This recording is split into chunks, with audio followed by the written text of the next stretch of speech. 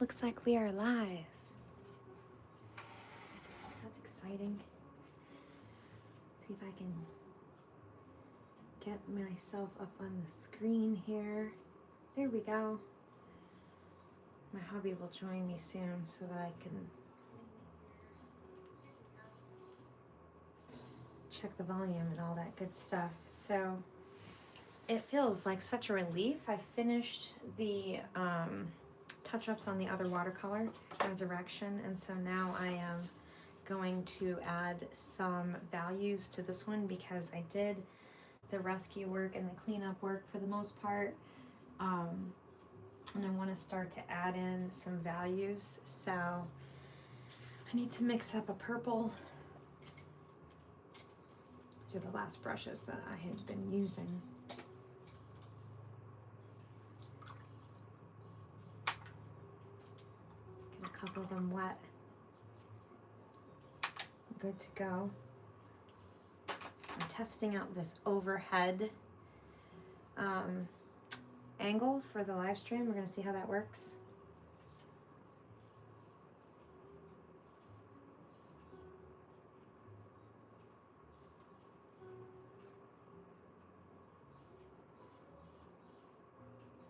Oh, is it not? Can you not hear it? I'll turn it up some. Hang on. Let me turn it up some. I definitely have background music. It's just maybe not loud enough. Could be. Can you hear it now? Let me know if you can hear it now. Oh, okay, cool. I'm glad the overhead looks awesome.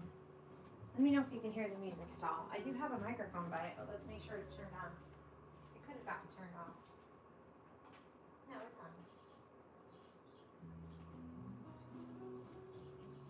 Which is good because I want to be able to hear it as well. So, well, I'll leave it at that volume until you tell me otherwise. Oh, this paper got a little dented right there. Anyways, what I'm gonna do, I think, is just work my way around getting some values down on these petals here.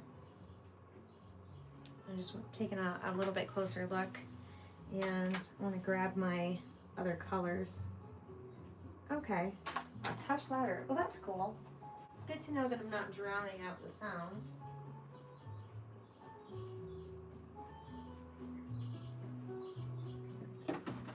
All right, there's one more volume kicked up a notch. We'll get used to this at some point, right?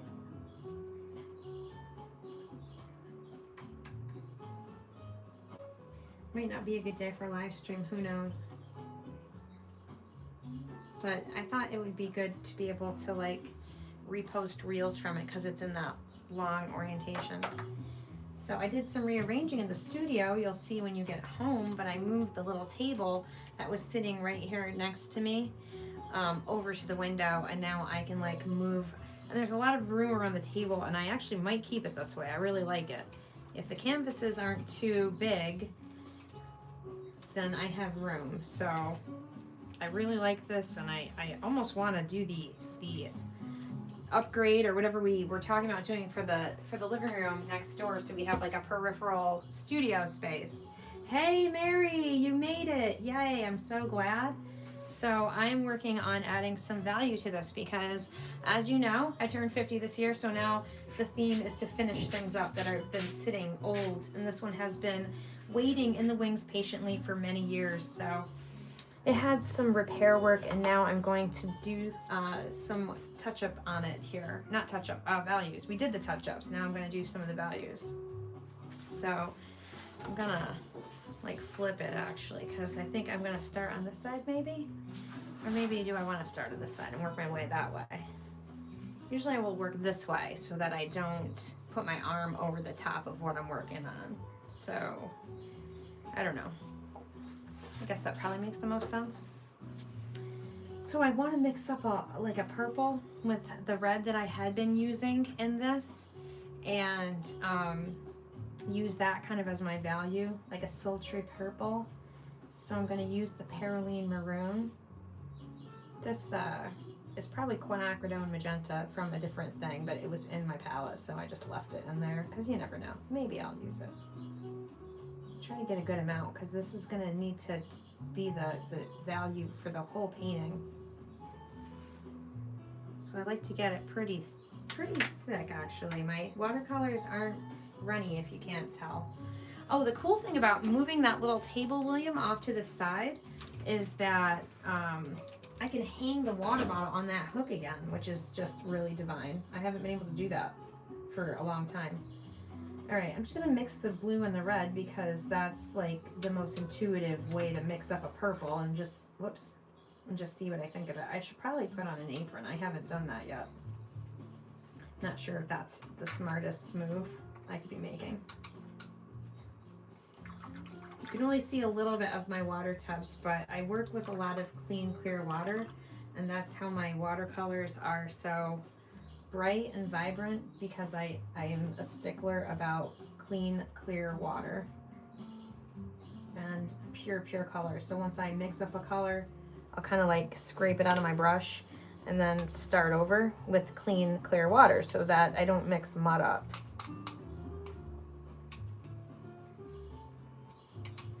Okay, I want to see what this looks like, so I have my sketchbook set off to the side here. I'm just going to fill the whole wall with it. It's a nice dark color, but whoops, I got a little bit of, sometimes I feel like I'm coming off of a crime scene here. Probably do need my apron though. That would be wise, because I'm going to end up getting paint all over my dress, and that's not going to be cool. So let me grab an apron. Sorry. I kind of forgot to put an apron on. And for the overhead, it's funny because you can't see what I'm doing except for what's on the table. So I'll have to think about that in the future. Make sure you're fully prepared before you start the cameras rolling, you know?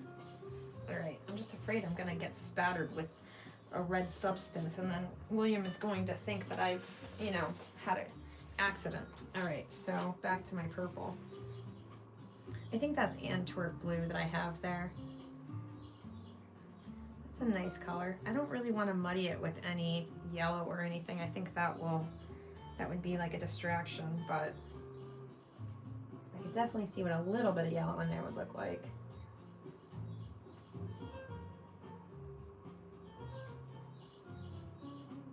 Hopefully I'm not missing y'all's comments or anything. I'm trying to keep an eye on the comments.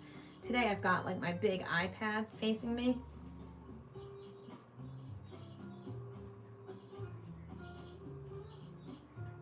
Maybe a tiny touch of the yellow.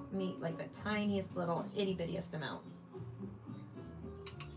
Which neutralizes a purple basically.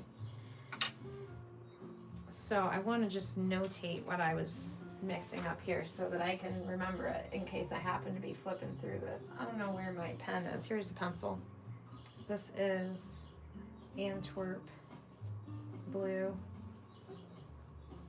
plus Paroline maroon. And this has a little bit of yellow added to it. Any yellow probably would do. I don't need it to be very thick. It needs to be actually like a very light coverage for this to not overpower it. Just rinsing my other brush, because what I do is I dip it in the dirtiest one and then in the next cleanest one, and then by the time I get to the third tub, the water is clean pretty much, which is how I used to paint in a basement, because I didn't have running water in the basement. So anyways, I was just trying to show you. So that's the way I got around not having running water in a basement and not having to trudge up and down the stairs every 5 seconds, because that would be super annoying. Now I don't want to like paint all the value, even though this is kind of all in shadow. I don't want to paint it all in one like thing, because it would just flatten it out in a really ugly way. So what I'm going to do is I'm going to be painting like basically each section individually, but it might be like these 2 sections together or these 2. It just depends upon, you know, the petals and the reference photo and what I feel like it's looking like. And these are like receded behind these. So I'm going to paint this in one pass right here. So I'm going to grab my clean, clear water, which is what is a must for doing this technique. And I first fill in the areas that are like the lightest, brightest, whitest areas of the paper, because when you apply the water to the surface, it inevitably drags some of the pigment, and you want to be careful not to drag too much, which is why I'm using these very soft bristle brushes. They're my secret weapon in not dragging the previous layers around. But if you notice, I'm specifically sticking to the light areas first. And I like these a lot, these brushes, because they come to a point really well. So that's another plus for them. Sorry, I'm probably rubbing against the microphone. And now I just want to grab myself a little bit more clean water, and I'm going to go over that darker area, and it shouldn't bleed too badly because that's already been dried. And in fact, this has been dried for a decade, so it probably will stay put pretty well. And so now I'm just going to check where there's a lot of pigment, the water will get sucked up quickly and disappear, whereas where there's no pigment, the water will actually stay on top of the paper pretty well if you have good paper. This is Arches paper, which is kind of like, I'm a paper snob, and that's kind of all I will use because I need the water to do the water thing it does. So now I'm gonna like suck up any extra pooling water. I'm gonna double check these areas which already were getting dry. That's how quick that happens. So I always have like the towel right here because that's where I like tap my brush. And I just need a real thin amount of this purpley color. So what I'm gonna do is I'm gonna put it over here. I'm gonna add some water to it just so I can get like a nice, you know, I can get a nice judgment of how dark that's gonna be in advance. And if I was really nervous, I could add it to my sketchbook, but I think it's good. So I'm just gonna pull in some of these value tones, and if I need it really dark, I can go in and pick up some of that darker pigment and then lighten it up over here. I'm gonna add a little bit of the dark over here. So like where it's white paper, I'm gonna be more gentle in the application because, you know, they're watercolors and you don't want them to go crazy.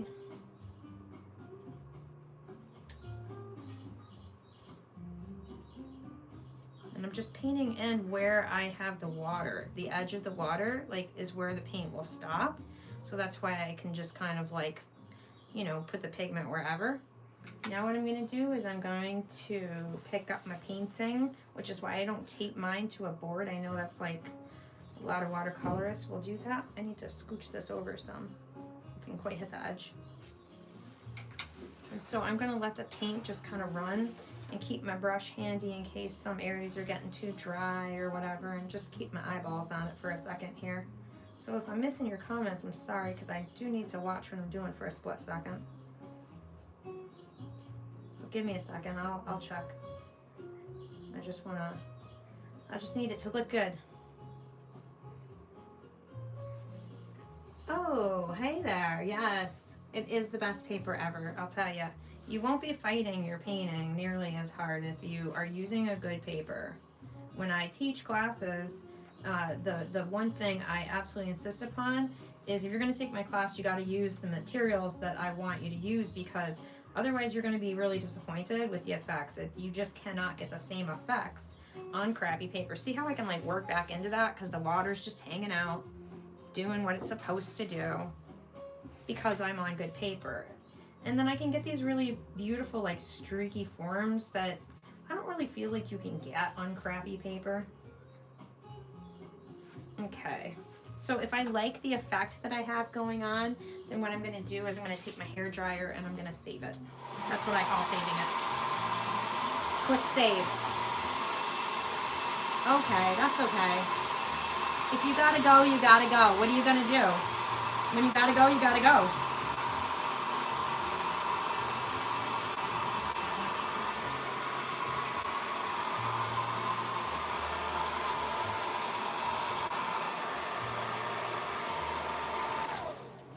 So once I get that decently dry, I can't add water right to the space adjacent to it because it might bleed some, and I would really want like a bone dry finish on it if I was going to do that. But I don't want to just run the hair dryer like nonstop. while I'm on the live stream. So what I'm gonna do instead is I'm gonna like bounce around a little bit, which is cool. Keeps me engaged and entertained. So I'm gonna like come down here and maybe hit this one here, this open area. I'm trying to debate if I wanted these to be together. I think I did want those to be together. But this is separate and this is separate. So if I want these to be together, this is actually another separate piece too. So that's its own little piece. Sometimes it's hard to tell, but if you paint them sort of like individually, what happens is it makes it easier for your brain when you're looking at the painting. Let me grab a bigger brush here. It makes it easier for your brain to like agree that this petal is in front of the space or whatever. So that's why I'm like carefully picking out which sections are going to get painted individually of other sections. And if I paint something together, like these two pieces, then it registers as like the same piece, if that makes any sense. So it's an optical illusion to make art. Somebody once told me I'm doing paint by numbers. I was like, well, you're probably not really wrong. I'm breaking things down into planes and whatnot. So I wouldn't necessarily disagree with that. I think it's more challenging than that sounds, but it's definitely not a wrong way to look at it.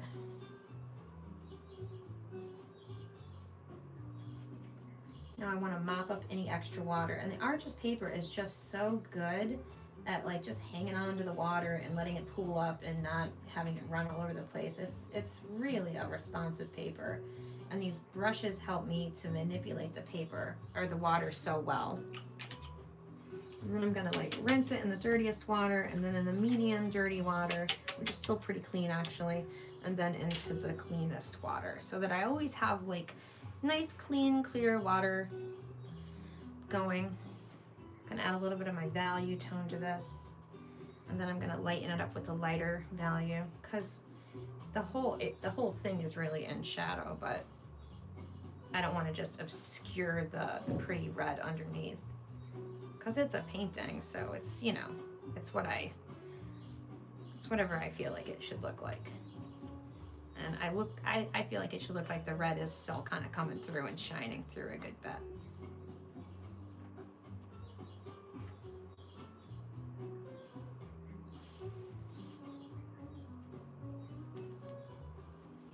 All right, that's not bad.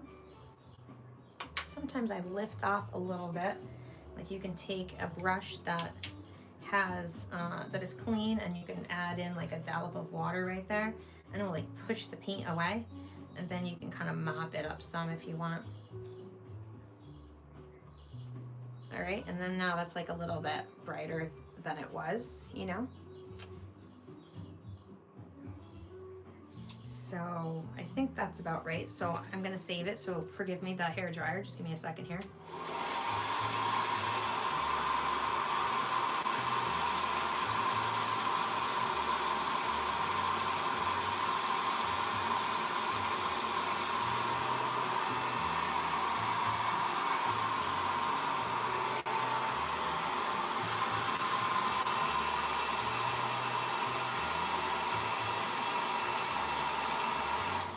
It's been a little while since I've done a watercolor, so I'm obviously a bit sketched out by adding the value. So I'm gonna flip over here where I know the value is really dark and try to go bold with the value. Hi, Jose Pinata, 1405. The YouTube names are so bizarre. I call Mary because she's always here, but I guess technically you're Mary Heddle 7664. If I'm doing a proper shout out, do you need all those letters and numbers?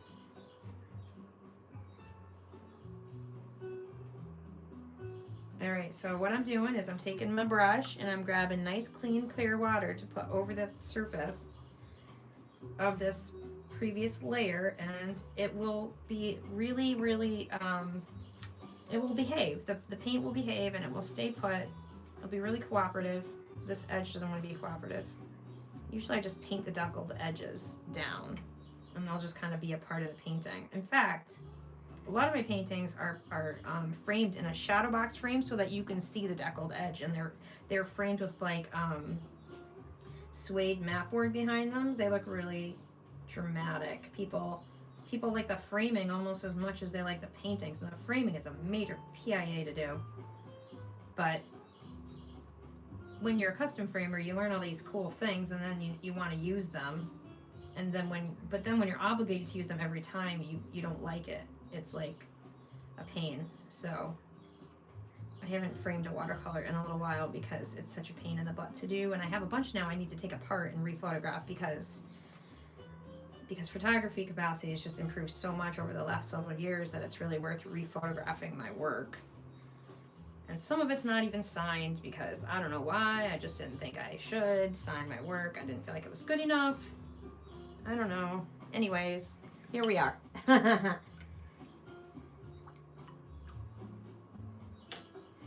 So we're gonna go with a little bit of the darker value here in this area because it's pretty dark. And I'm always drawn to darker values in paintings, so a little bit of dark in me, right? Everybody's got a little darkness in them. Let's hope not. I'm trying to get rid of it day by day. So there's like some of these like veiny things that kind of come out like that. So in case you didn't notice, this is really my like medium of choice. If someone says like, what medium do you do? I don't only say I do only watercolors, but I would definitely say this is my preferred medium for sure. It's where I feel like it's what I understand. It's where I feel like I understand the language of it. I just understand the medium. It just speaks to me. But it's challenging enough where I don't necessarily want to never have a break from it, if that makes any sense. I'm not sure how I feel about that right there. I want to like it, but I'm not sure. It's a little dark, but it's dark in the picture, so we're going for it.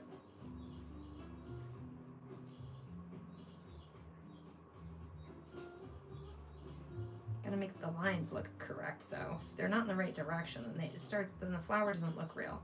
Even these little movements matter in a petal for some reason. So, oh yeah, the duck was such a pain, man.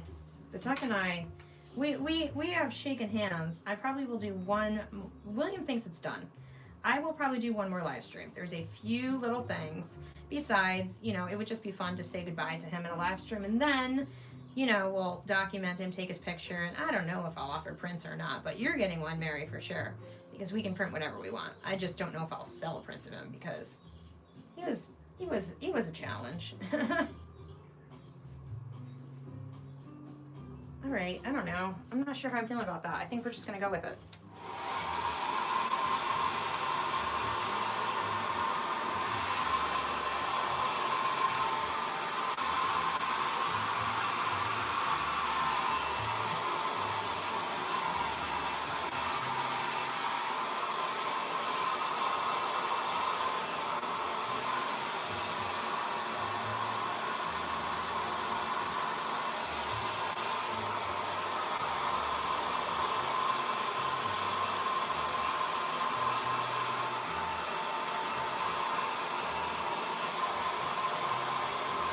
All right, hang on. Sorry, we're almost there.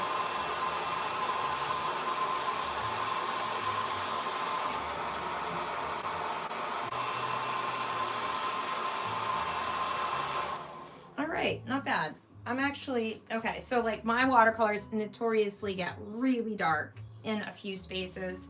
And until they do, I just don't feel like it's my watercolor. I feel like I'm because the whole thing behind my watercolors is that they are really opaque almost. They are really, but where the white is. So people will often look at my watercolors and say like, what medium is that? Which is fun for me because I always like to, be a little bit of a trickster. So now I'm going to add purple into this because according to this, it's quite dark. So we're going to get this as dark as that and use that as like a reference point for the rest of the values in the painting. I think that's probably wise. All right. I like to use the biggest size brush that I can for a space, just to cut down on brush strokes. That just helps the paper and the paint prior to. See how like that stays so dark and rich because I'm barely touching it. It kind of doesn't really have anywhere to go at the moment.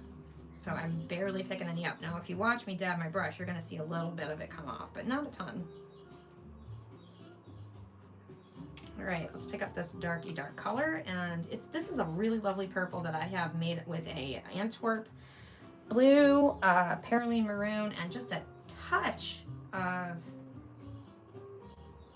the yellow color there. What's it called again? New Gamboge. Sorry, forgot what I was doing for a second. And this, we just want a whole bunch of pigment in this. This is just a very little dark spot.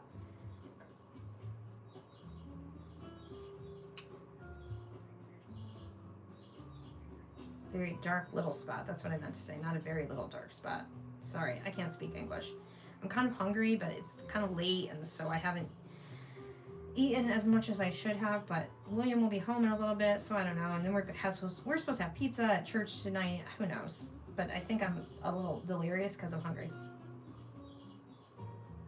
I have to go grab a Parmesan crisp. It's on the counter right next to me in the next room over. Okay. Gonna just blend that a little bit. There's like some casualty of war here with the paper. Let's see if I can dry that intact. Maybe. That's dark. It's not as dark as the picture though. I mean, really, I could go darker even.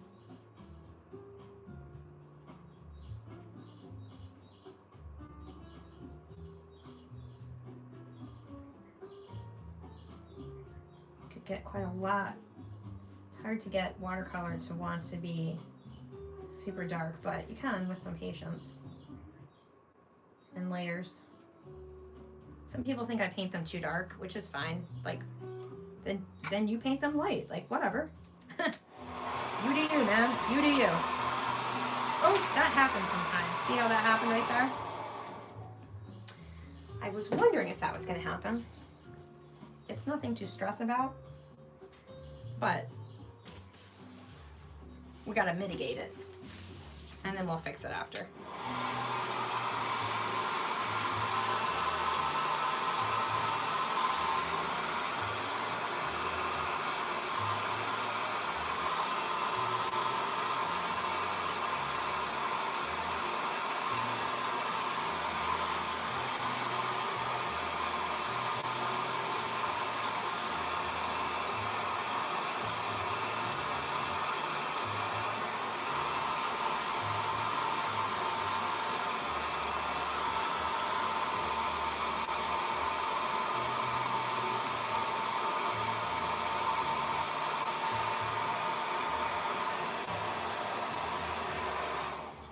Paper almost gets like thick and hard with that much paint on it.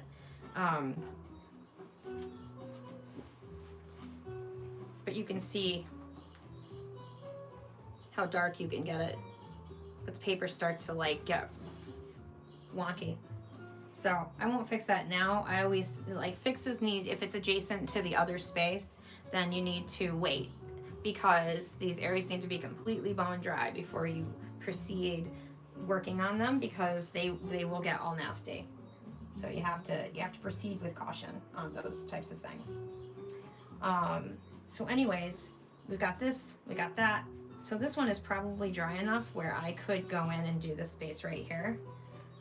This is kind of like one continuous space here with one little chunk out of the paper, but shh, we're not gonna tell anybody. We're gonna soak it with water and hope that it kind of like comes to life. So I want to make sure I have a couple of these littlest ones. My husband said he's going to dip these into like an epoxy so that he can fix the handle is like all chunked up.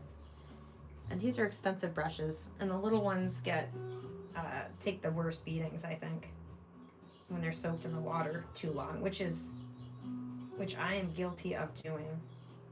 I do everything for too long.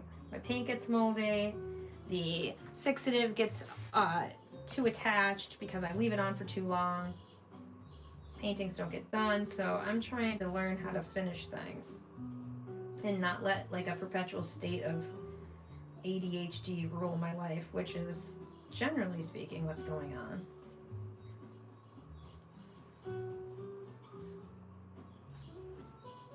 Trying to avoid putting my hand in what I just did. This wants to bleed. I don't know if I like that so much. So when I mess up putting water down, the nice thing is that it's super easy to fix it. I just need to make sure I have a cloth towel here, and I don't. So let me grab one. I have all these cotton rags that I have, and I just make sure I have white ones. Because even like any color t-shirt, once you're like pressing it into the paper, I have discovered that can have disastrous consequences. You don't want to do that. So yeah. Anyways.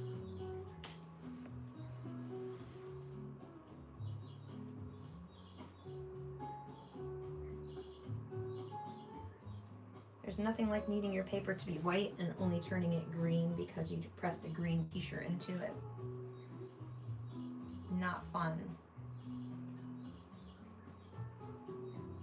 So now I'm going to fill this space with the clean, clear water, okay?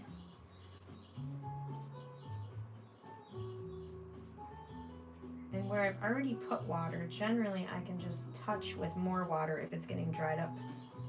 And the water will just like whoosh, flood into there.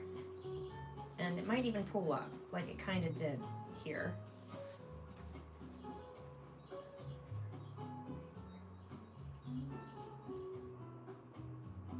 I found a station that has my fun bossa nova music that I like with birds, and I thought, well, now that it's finally spring and we have birds again, it will be nice to get some bird sounds.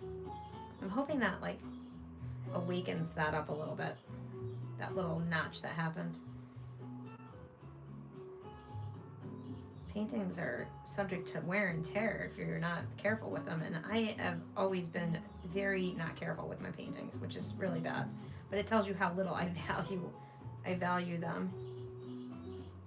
I'm just like, oh, it's no big deal.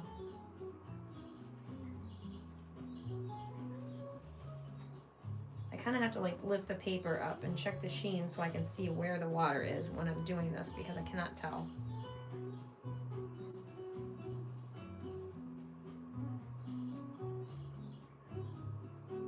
All right. I think I am ready to add the pigment. I'm gonna grab like the tiniest little brush I have and see if I can get some water into this little space right here.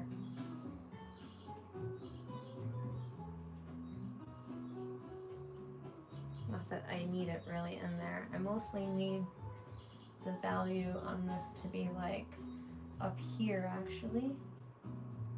It kind of like streaks down and then comes up around here. So let's see what that looks like on paper.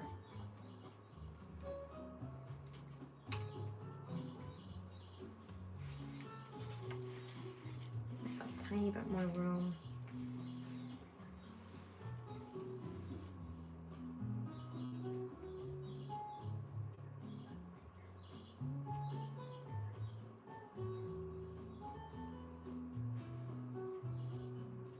Face close sometimes because I'm blind, honestly. I can't help it.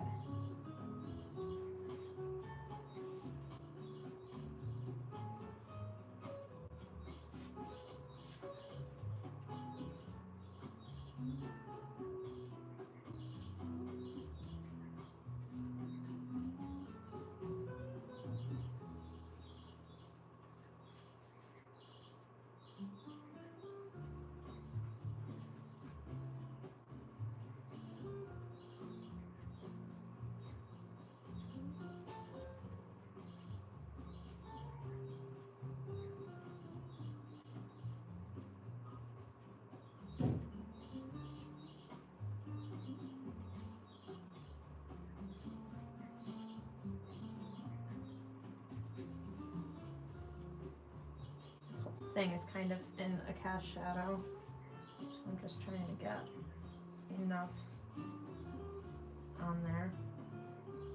Yeah, because this is all like behind here in cast shadow.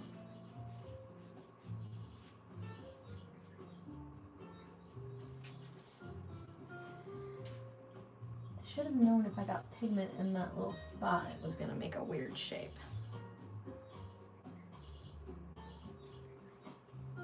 I'll have to figure out about that little damage there.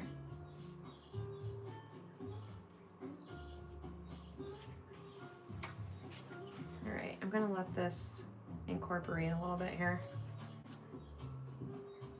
I might not be going dark enough for the values either. I'm not sure. I'm probably a little gun shy. Whenever I haven't done a painting that has values in a while, like these, you know, on watercolor paper, I get nervous. I'm gonna wreck it by painting on it, which, you know, I have to do it. Or I can't do the painting. But it's always nerve-wracking. It's just like it's nerve-wracking to sign. I was signing the Resurrection watercolor today, and I was like having a panic attack about that. I'm like, oh, what if I wreck it? Actually, it turned out fine. I think William will approve of where I snuck the signature in. I think he'll like it. He thinks of clever ways to do signatures too.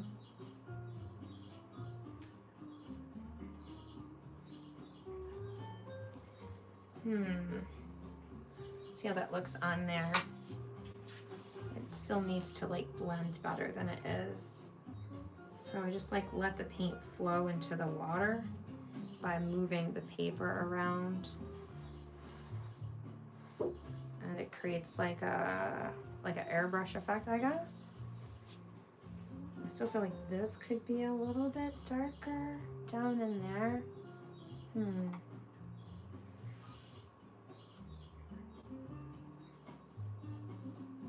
So nerve-wracking.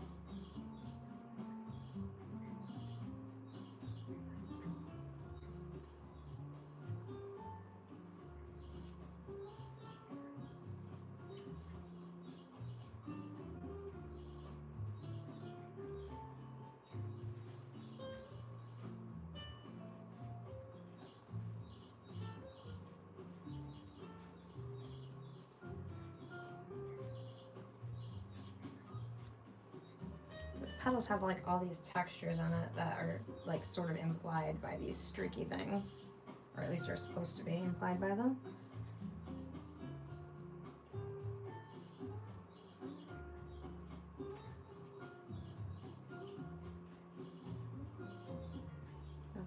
That's the hope.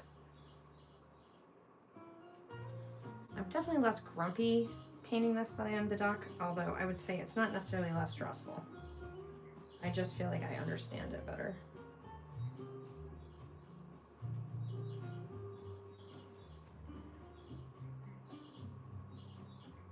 All right. Maybe.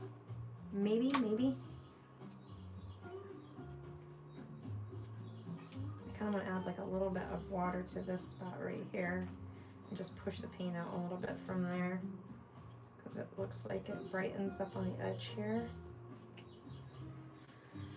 The paper's nearly dry at this point, so if I'm gonna do any more blending, it kind of has to happen now or never.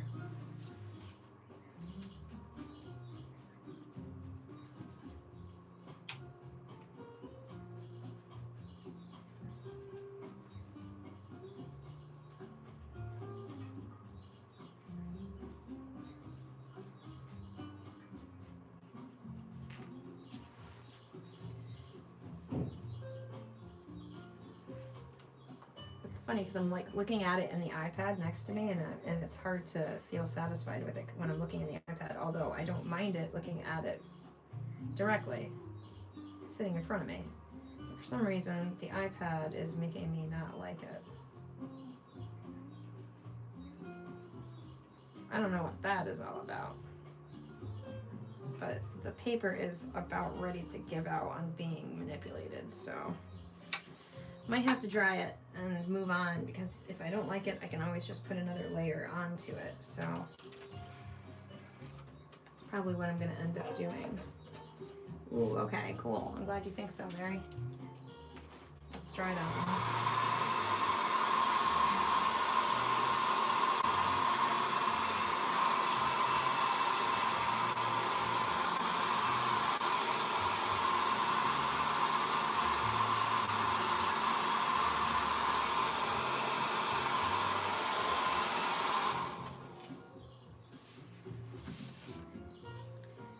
right.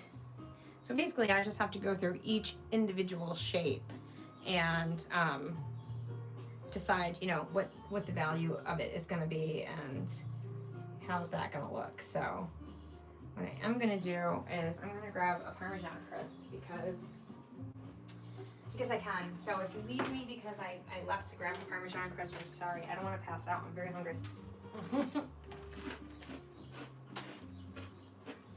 And if I'm crunching in your ear, I'm sorry for that too. All right, let's do this one.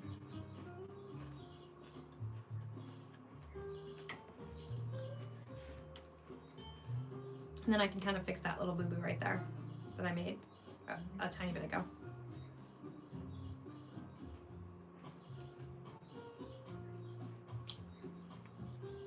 The iPad is moody. That's so true. I'm not super thrilled with the recordings I get on it, so I thought it would be cool to test out a live stream on the new iPhone and see if I like the quality better. And I can already tell you I do like the quality better. So it's tough because that's the phone by which I have, you know, all my communications, but it's definitely the best recording device I've noticed. My old iPhone, oh my word, it's embarrassing to do a time lapse on it. It's so chunky. I'm still trying to use all of my devices though, because I guess people just must go buy all new stuff when they're doing recording instead of, like, you know, saving the old stuff and using it to help with I'm always using like my old devices to help me get better at posting and creating content, but the old devices aren't really all that great at doing it. All right, so I have this little ugly boo-boo here, but we just did it, so it's not actually a huge problem. Even if it wasn't just done, it's really not a huge problem. I just wet it down with some good clean water, and then I gently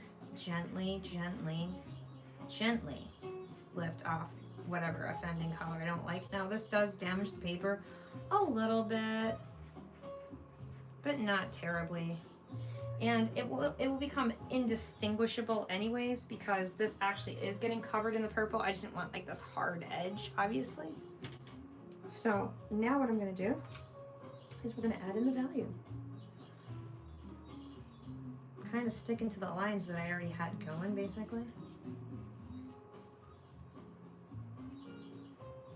This brightens up quite a lot in front of the other one, so I'm just gonna have it kind of blend towards that edge.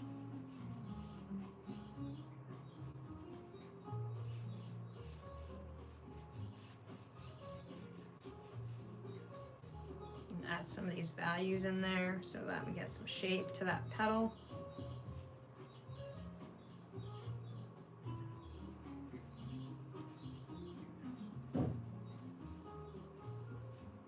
All right, I like that. I'm not even sure I really need to mess with it a whole heck of a lot.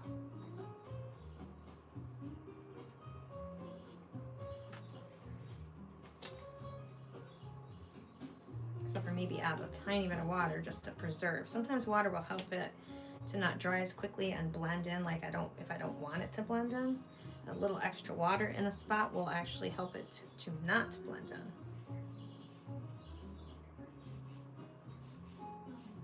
Just want to get these values dark enough because once I dry it, if I don't have to go back in and mess with it more, that's ideal, obviously.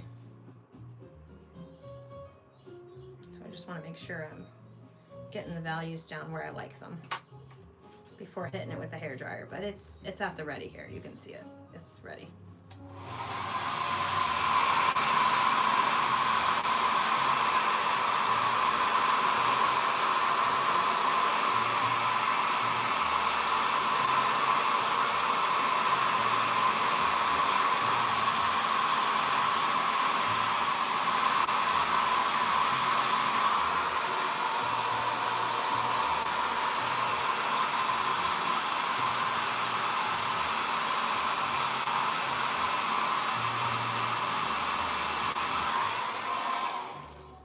I feel like it's not dark enough, I can sometimes go in and add a little bit. A lot of times I just like to wait though.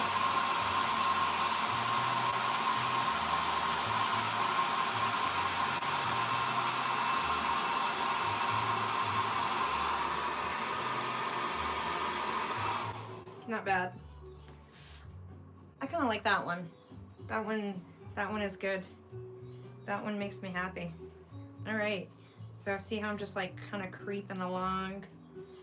I could get this inside of this petal here. It's kind of in shadow behind this one and behind this like curving around one. So while this area is drying up so that I can go in and do this one, I'll go over here and do this one.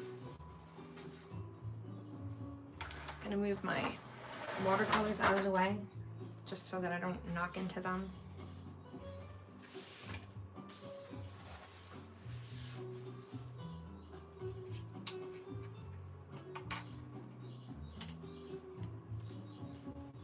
Okay.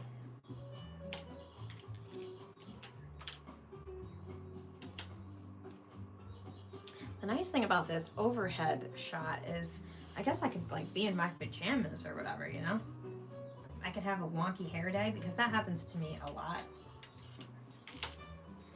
Because I have really short hair, and so if I'm not careful, it will get wonky on me. Okay, I'm gonna take my big fat brush and I'm gonna hit up the white areas of paper first before I touch that red vein down the middle. Just because it can hold on to the paint or to the water for a good amount of time. And if I had it on top of the red, it would start to shift it some, and we don't want to do that. So I'm just gonna worry about the white areas for now. And try to be careful. And remember, this isn't an acrylic where I can paint over my messes because I can't, generally. I can kind of mitigate them, but I can't really paint over them.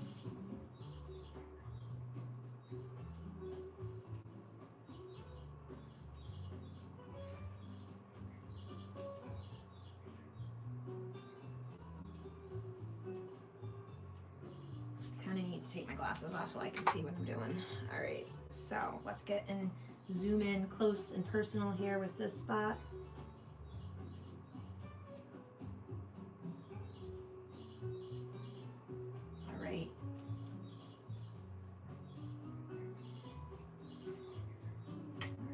I'm about ready maybe to go into the red areas.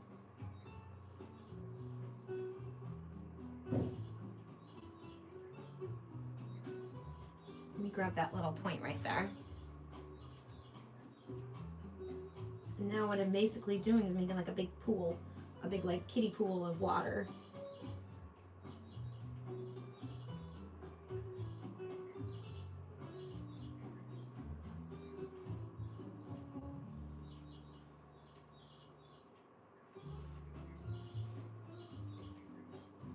I just want to check on my points. Oh, I'm glad I looked because I didn't do this up here. And that's kind of important. It won't look the same if I don't.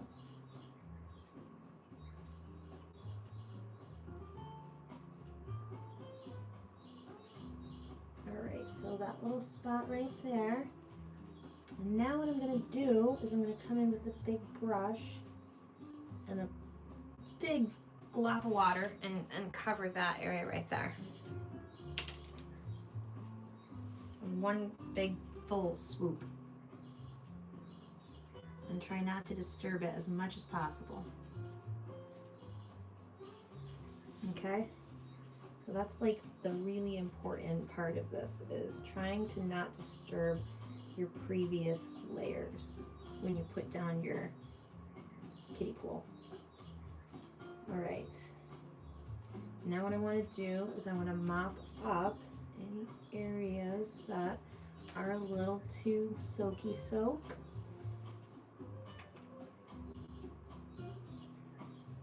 Without trying to manipulate that paint underneath. That's why I use these really gentle brushes, these squirrel tail brushes. That looks pretty good. Okay, glasses back on so that I can determine. This is a little bit brighter right there. I don't want to forget that. Okay. I'm ready. I'm scared, but I'm ready. Again, this is just, this whole thing is in shadow anyway, so can't really mess it up. It's a little brighter in a few spots, but mostly in shadow. So I'm just gonna touch up that whole red thing. And I'm gonna get a little bit down here and a little bit up here, like I see in the reference photo. And then down here we're also got some value stuff going on.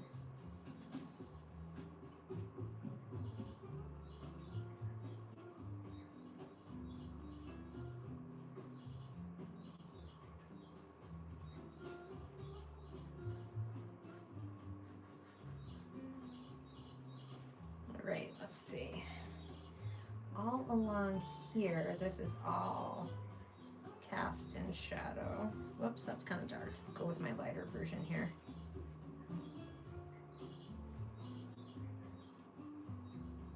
Kind of comes up.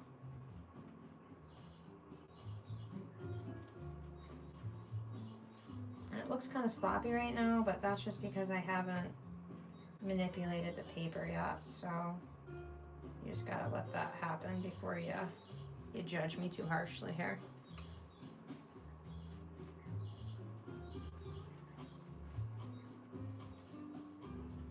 All right, let's pick it up and move it around and see what we got.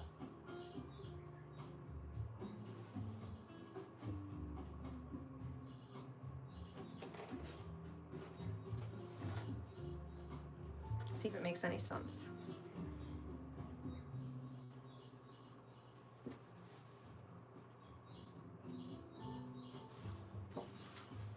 Not bad, not bad. Needs garlic though.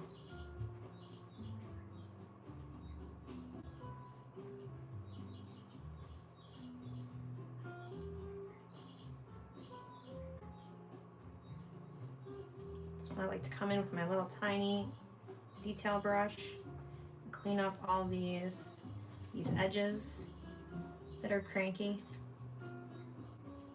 And it is the squirrel brush, but I will use a little bit of pigment and just get it kind of cleaned up.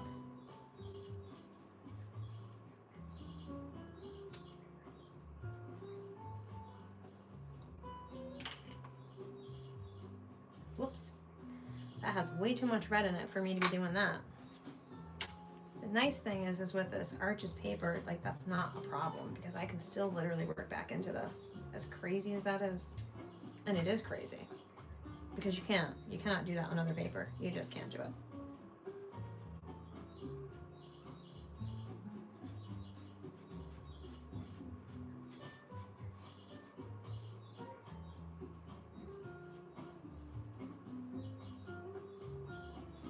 I want to get a little bit more over here because I think it will help this one in front to pop a little bit more.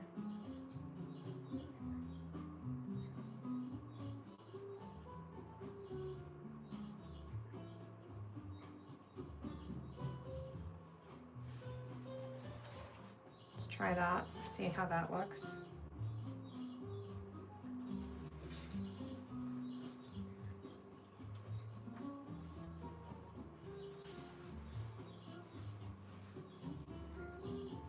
This is definitely a challenging painting to execute.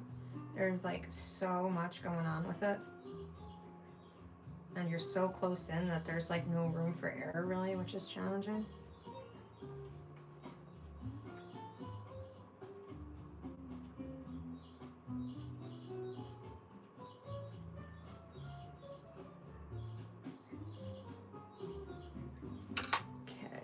Once I start picking up the other color, I need to put the brush down. All right. I just want to drag this down a little bit. Usually I'm just using gravity to help me do this. That ended up being a lot wider than I wanted. So when that happens, if that happens, I can use water and it will help to push that paint away from the offending areas if that's happening, which it did happen, as you can see.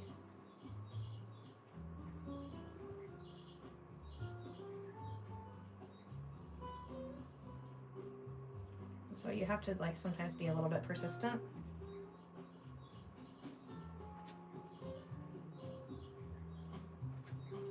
Because like once the water wants to, like once the paint wants to spread, it wants to really spread. It's like, no, this is where we belong. Same on this side, it kind of got a little aggressive. So I'll use the water basically to push the paint around. The water is the bully in this case, not the paint.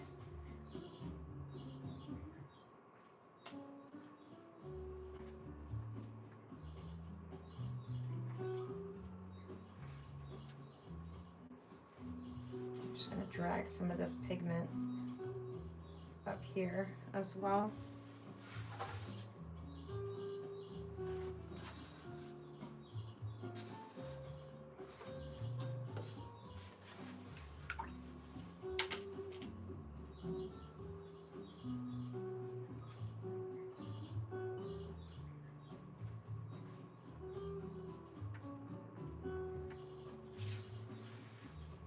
All right, might be good for now.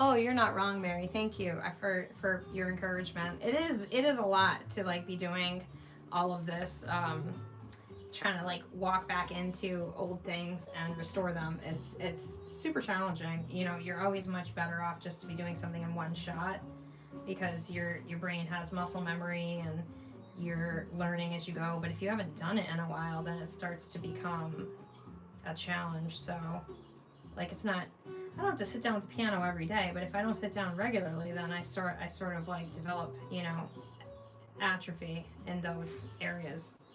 So it is stressful to try to revive things. I suppose I could just start from scratch,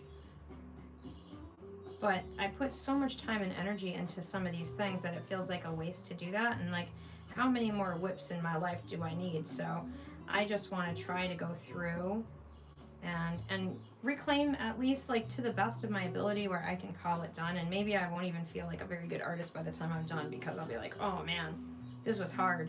But I do know that I will get improved as I go and less rusty as I go. And now that we've got William fully on board with the art studio and building the YouTube channel and all that, which is just really awesome, and I feel so blessed to have his support. I feel like I can keep my focus on what I'm supposed to be doing and not be so distracted by other things, and maybe also learn to say no a little bit more. I am really notoriously bad at saying no to things. I say yes to everything. Not always a good plan.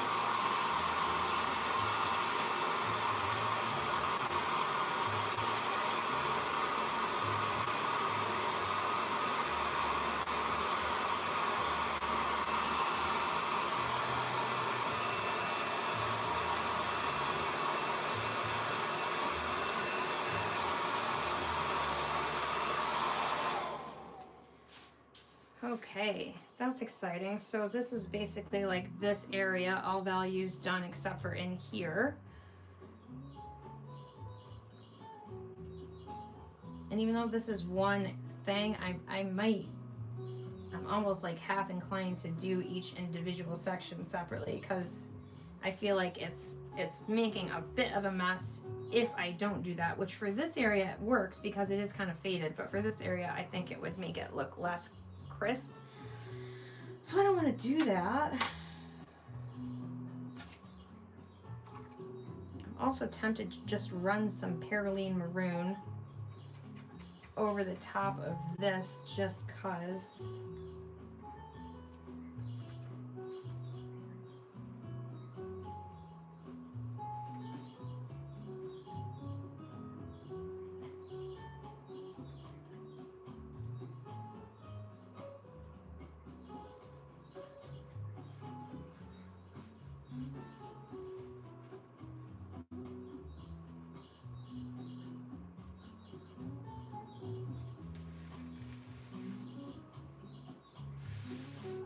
will brighten it some. It got like a little dull with that. So I wanted it to be in value, but I don't want it to be dull.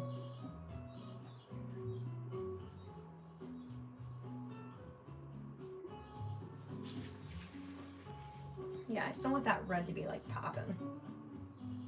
Popping fresh dough.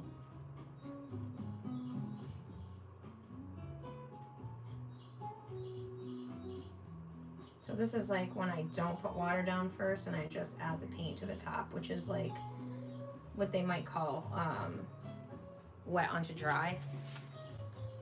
I'm gonna add a tiny bit of the value down here at the bottom, I think, just cause.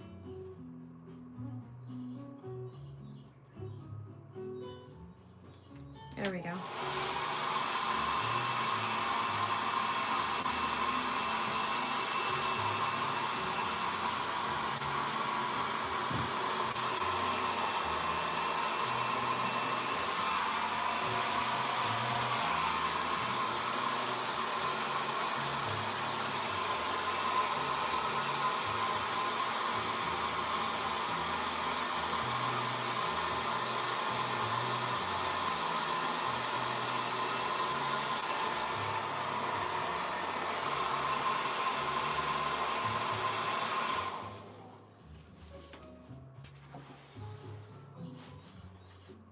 I probably want to step back from it for a minute, which I haven't done yet. So at some point I do want to step back from this. Let me see if I can do it from the vantage shot of the iPad. So I'm going to put it at the angle at which I would need to look at it. Okay, like that maybe. Let's take a look at it together, shall we? Okay. I see what's going on. All right. All right, no problem. I think we're getting somewhere with it. I mean, I'm dubious as always of my own efforts, but I think we're getting somewhere. So this one, there's like a little bit of value that comes up in here. So let's put that in there. Cuz I'm just trying to stick to like all this side. I was gonna try to start from that side, but I don't know, my brain shifted and wanted to come over here. So that's where we're at. The only thing about doing the live stream overhead is I have no idea for how long this live stream has been going on for. If I don't put a timer on. Or look at the time, which I didn't do. So I have no idea.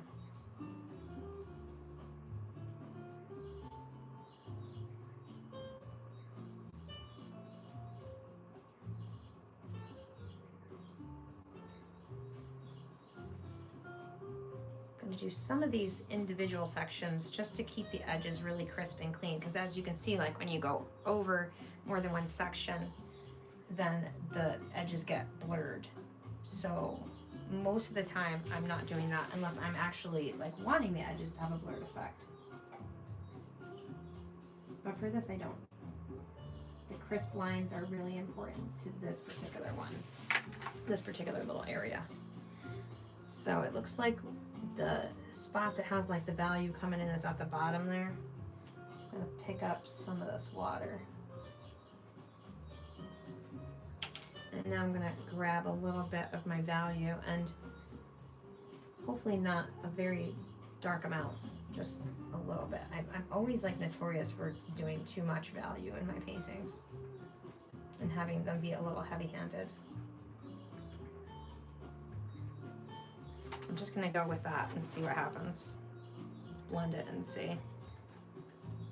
I really am trying to be lighter handed with my work because everyone is like, wow, it's so dark.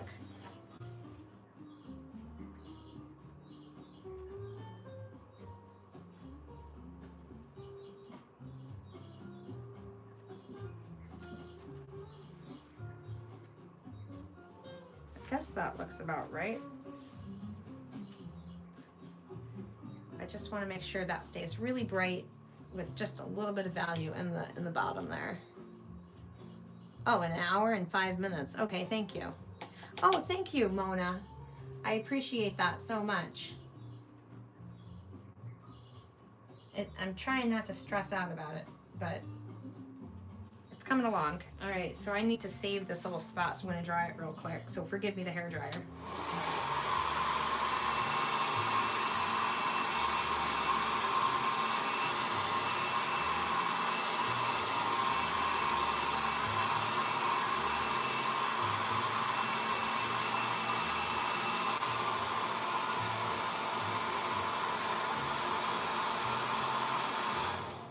Okay. Once it's dry enough, then I'm good. All right, so I only want to paint things that are really good and dry. This is all one petal right here.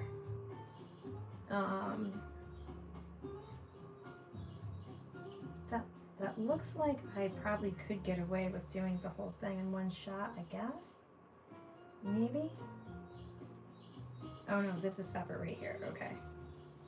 So let's grab that little dinky piece right there and just get it like out of the way. So I always fill in the white areas first with my clean, clear water.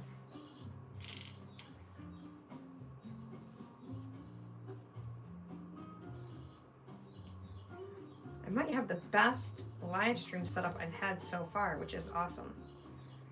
My studio feels like ridiculously much bigger, and I really do like seeing the comments on the iPad, which is what's set up right now for my comments. So every time I do a live stream, I feel like I figure out something else.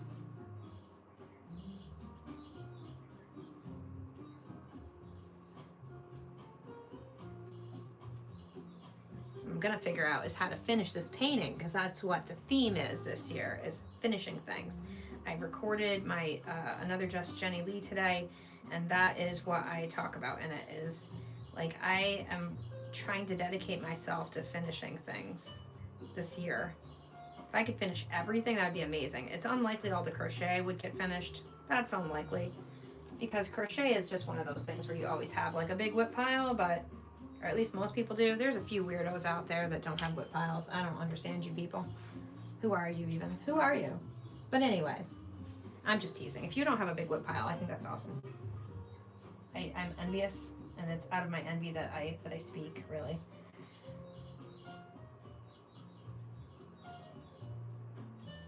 I could have probably added, used some yellow in this painting for some of these highlight areas, but I didn't. And it wasn't really on my radar back in these days to do that, but maybe next time. Not that I'll ever paint this particular subject matter again. I usually like to move on to the next thing. So I'm just gonna like let the paper and gravity and the water do its thing for this. Usually I get an effect that I like a lot that looks kind of natural but spontaneous, but still a little bit like planned, you know? So that's kind of the look I'm going for. I'm gonna just clean up that edge right there, and now I'm gonna dry it because I think it's okay. I like it pretty good.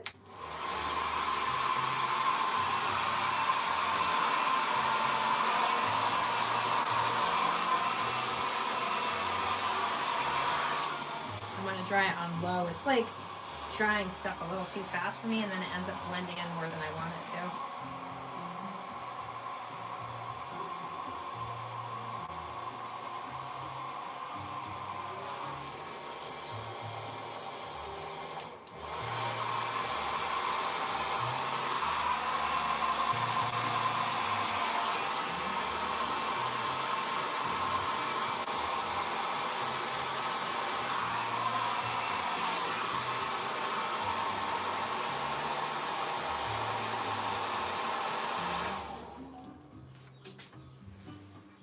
All right, not bad.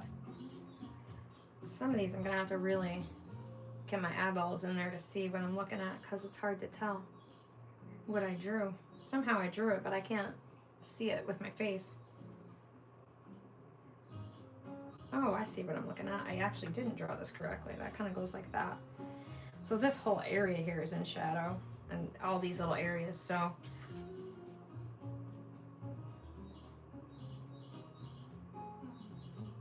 I feel like it takes a ridiculous amount of observation to do like realistic paintings. Sometimes I just don't have the patience for it, you know? All right, getting myself some more water into my stuff here. And thinking of going maybe into this area here. This is like one big area. I don't want to lose it like I did there though, so I'm a little bit nervous to be adding my values into here because I'm afraid I'm gonna like lose some of it. But what are you gonna do? So I'm gonna say the cutoff for this is like,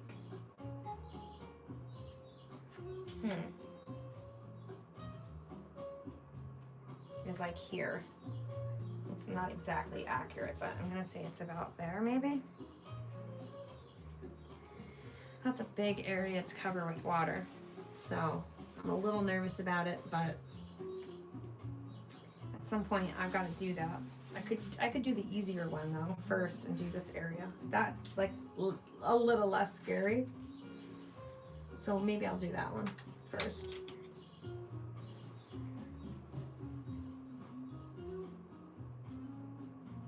Kind of like doing a puzzle. I just have to like keep going back and forth between areas.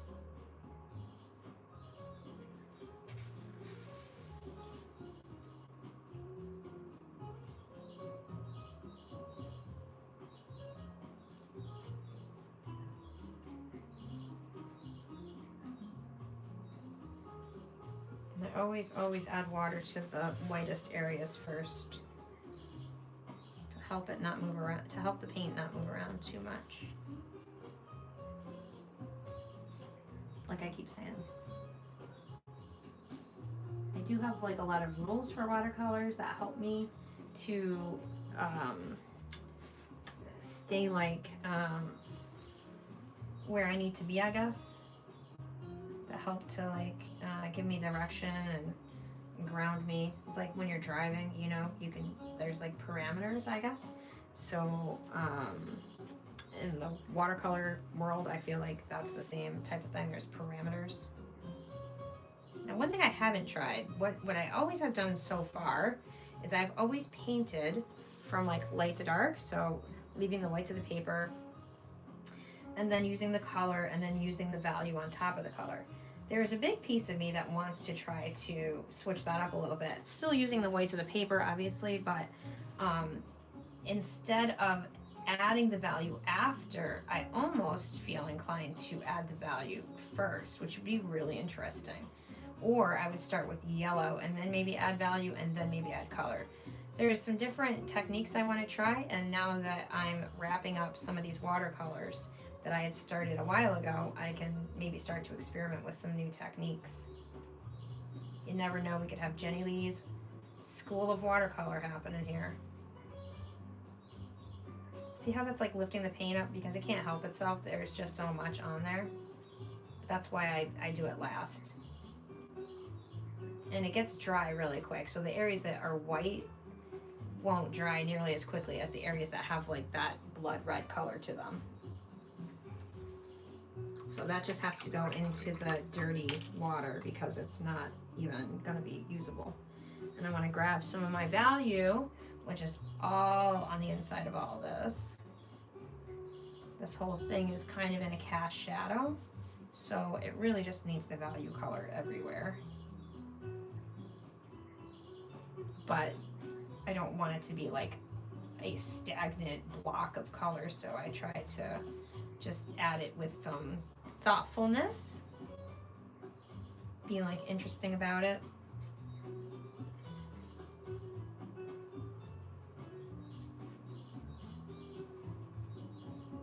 And make it not like super flat, I guess, is what my goal is to make it not flat. Like this pops out ahead of that and it's pretty dark, so I need to make sure that some of this is really dark, but it's easy to flatten it out.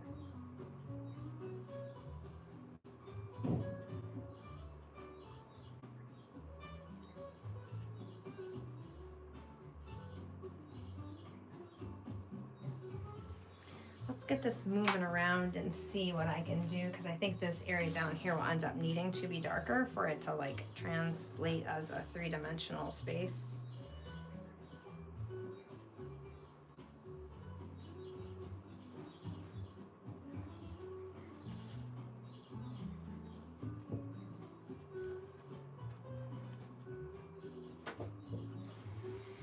And so yeah, I think that's where I'm gonna end up like doing some extra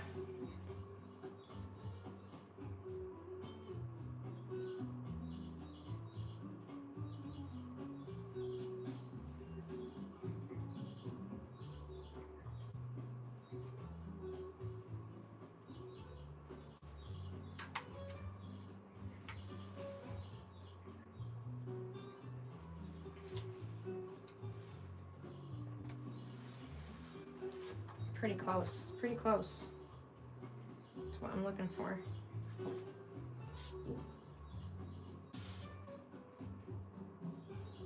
Sorry, I have to keep picking up the paper and manipulating it so I can figure out what I'm doing.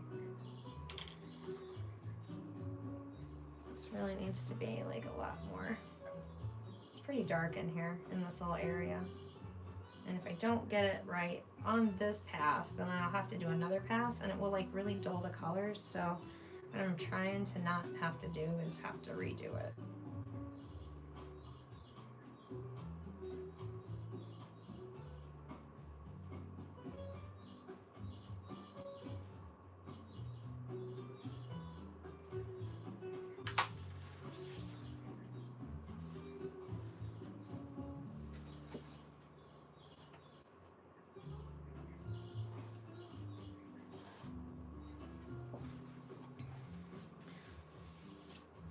Alright, that's supposed to kind of look like it's inside, like curved around inside of there.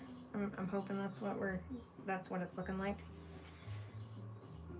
Sort of looking like that, maybe? I don't know. I don't know.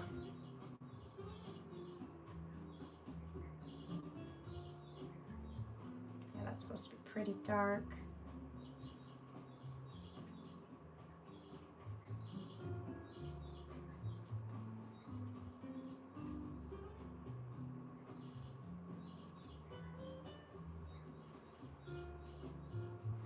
To mix up some more.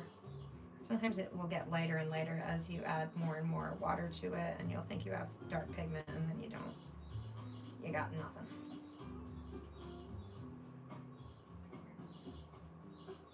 But yeah, if I could get this in one pass, that'd be cool. That would be really cool.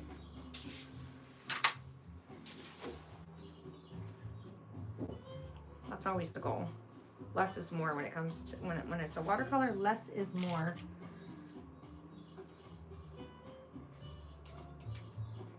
If I get a glop of water somewhere else, I just take my cloth and just like press it into it, and then it kind of disappears. And then I can always add some water before I go to dry things up and like lighten up areas that might feel too dark, which sometimes they do. Like this does for some reason to me. I don't know.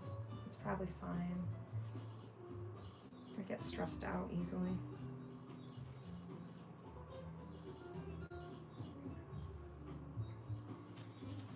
I'm not supposed to have like a big streak of the red running through it. Ooh, that already dried up. It's because I keep using the hair dryers. Usually I don't have it so close to my palette, but that's the only way I can really squeeze it in and fit it for the live stream, is to have them right up against each other.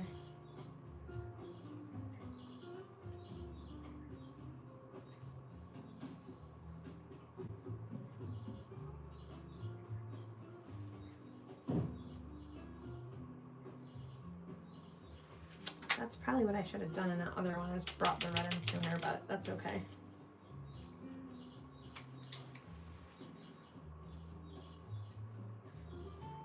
There we go. Do I like that? Is it like too dark? Maybe. It's fun to let you guys like watch me stress and fail. Stress out and fail.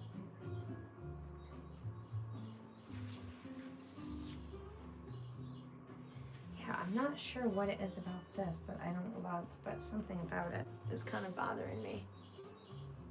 I don't know.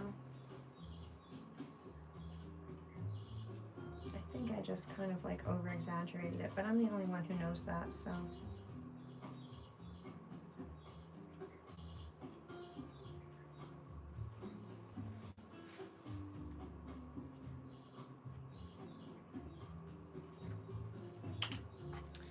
All right, do I dry it?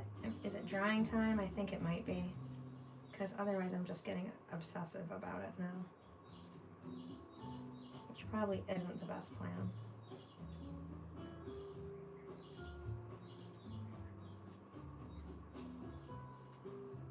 I'm just trying to work it while I have, like, while the paper is still wet enough to work. That's what's so amazing about arches, though, because you can, like, just keep working and working and working the paper, and it will take it.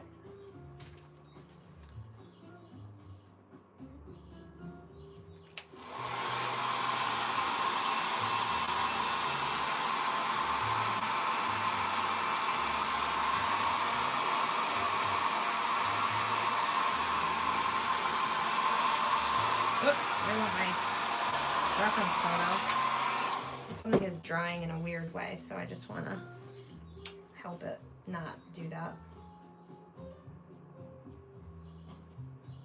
It's weird when there's a lot of pigment on the paper because it starts to get kind of touchy and wants to like act weird.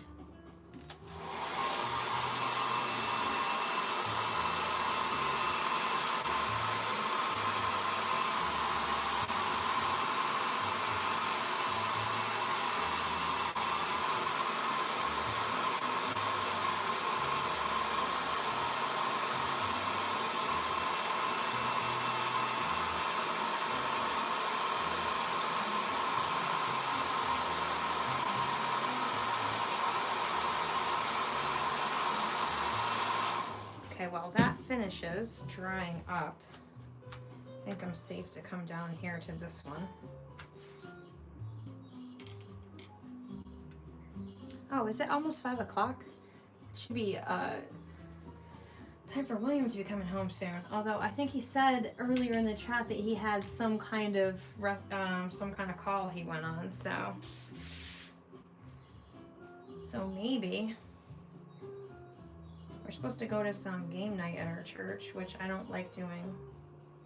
I don't like doing live streams, so I'd rather do a live stream than do a game night at church. So that's how I feel about that.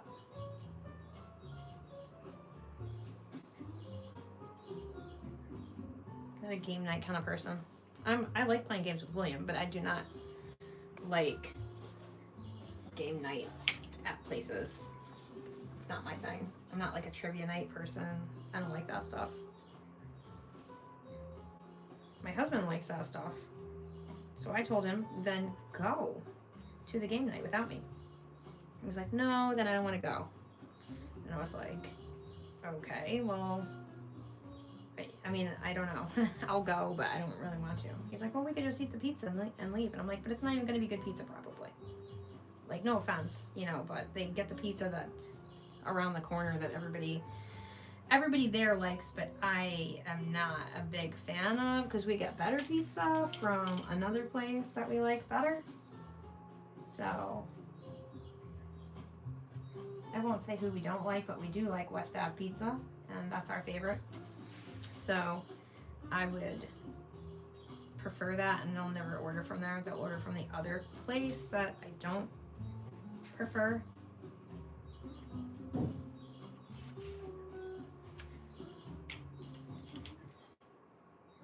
I'm not a big pizza fan anyway, so then, whoops, I touched it. I forgot I was down there. Oh man, I am struggling. Now I just made a bloop. So that spot means I can't work that spot right now, because it will just smear into the other spot. That's unfortunate. I'm making all kinds of bloops here. Not cool.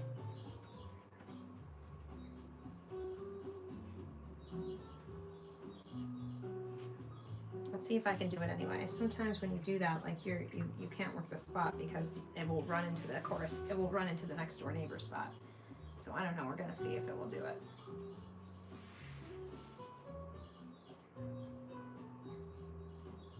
Seems like it's holding up. It's like a water dam that I make, basically. Trying to keep the paint from flowing into certain areas. It is for me, watercolors is all about control.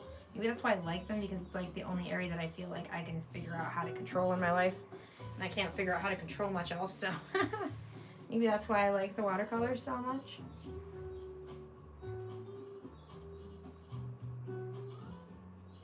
All right, I think I got that. I'm amazed that actually worked. That's what, like, just, doesn't New York sell pizza in slices? A lot of times, yes. A lot of times, they do. Most of the time, you go into a place and there are slices for sale. Pretty much anywhere you go. You are correct. Which is always a nice thing. Can't argue with that. Yeah, there's very few places that wouldn't like have a pizza ready for you to take slices home. That would be considered weird.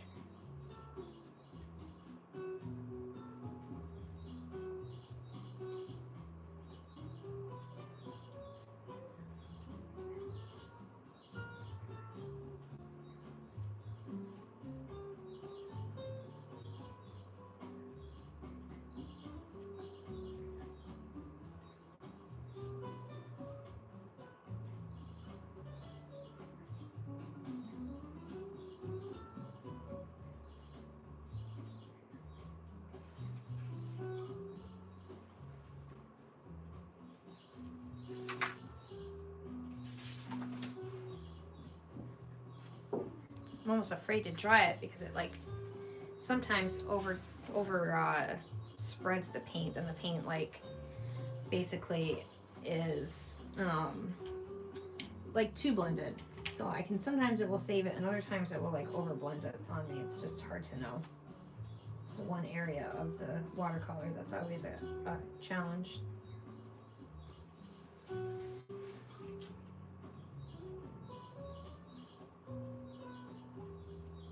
And I just want to lift off some of this right here. I think it's got like a little bit of a highlight on the underside.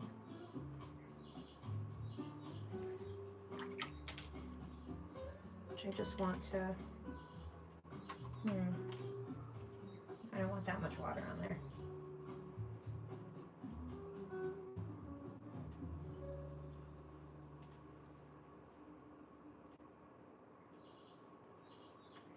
Oh man, dripping water everywhere, driving me nuts. Go figure, watercolor painting driving me nuts with all the water it's got everywhere. Go figure. And all I want to do now is just add a tiny bit of this to this edge here.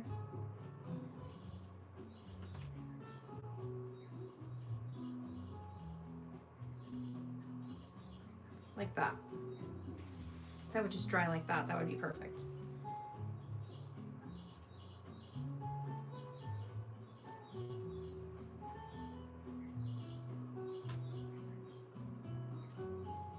Okay, perfect. There we go. That's not bad. I don't mind that. It's subtle, but it's still, it's there. It shows up. I can see in the iPad, there we go, that it's looking good, so.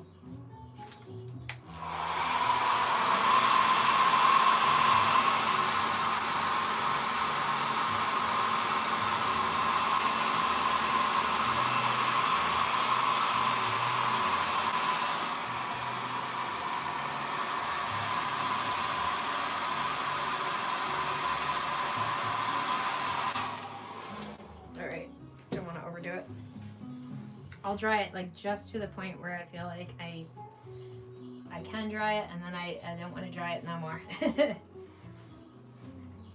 All right, I think that it would be a good thing maybe to come up to this little area here. All of this is just in a little bit of shadow, but they're very defined shapes. I'm nervous to not paint them independently and have them get screwed up. So I think that's just what we'll do. Oh, thank you. I appreciate that, Mary. I really do. All right, so let's go in here boldly.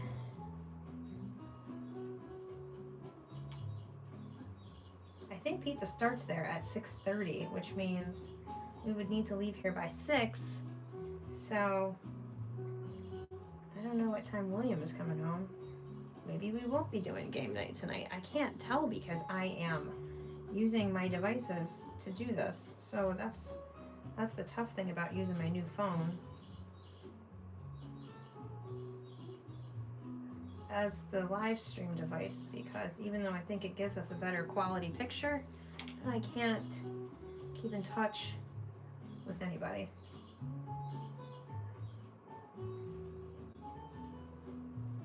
All right, there's that little bit of purple there. And then, golly, it's hard to say, but we're gonna just do a little on this edge here like that. It just needs to be subtle. I don't want to go crazy.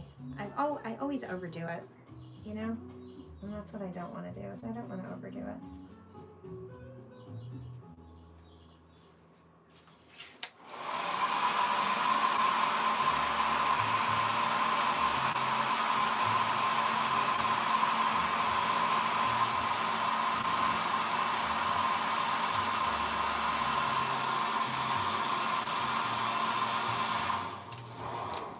Okay, not bad, not bad. That's looking good. That's looking pretty good.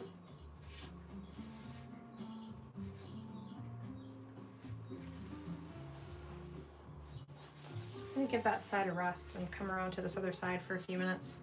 Sometimes if my brain gets tired of looking at a side or whatever, it's helpful for me to like switch spaces. Give my brain a little bit of a rest, because otherwise I'll end up just wanting to walk away. So instead of doing that, I'll try flipping the painting upside down and working on a different section, and it'll be like, oh, that's new. And my brain will get distracted very easily and be like, oh, look, a butterfly. Because it will feel like a different painting, you know? That's one little trick I have for not getting burnt out on these paintings. I appreciate the comments, Mary. I really do. It means so much that you'll hang out and that you leave comments. It helps us so much. Helps the algorithm. Helps YouTube to know that we might be worth hanging out with.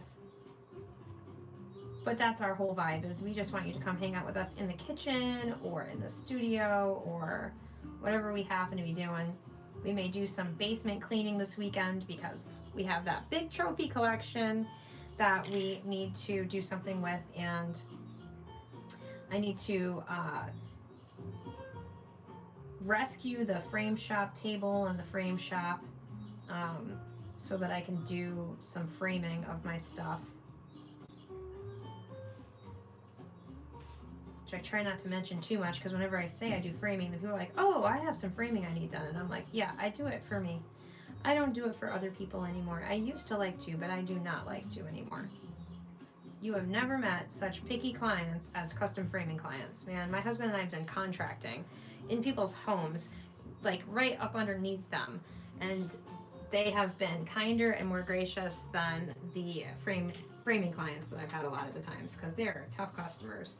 So I don't really like doing framing. It is not my bag, as my husband likes to say.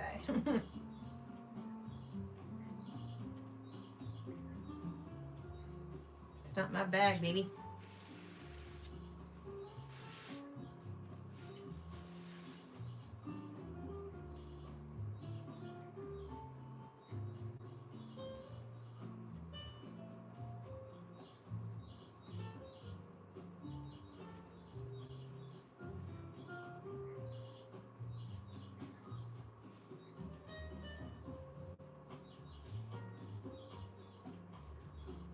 Alright, that one is probably almost too easy, because it's like ready for air already, it seems like, so that's cool.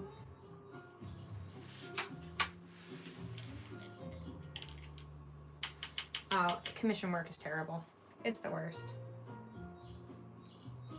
I feel like people think that they own you if they hire you to do something for them. It's different than if you have a job. You have a job, you like show up, you do your job, and it's honestly hard for them to complain and hard for them to get rid of you. But commission work, people are like, I've paid you, I own you now. And, you know, like we've been on contracting jobs before that were weeks and months long even, and people feel like they're like questioning us taking a tiny walk around the block because I need a 15-minute break because my head is hurting from the primer we're using. It's like, I don't know who you think you are, but you don't own me every minute of the day.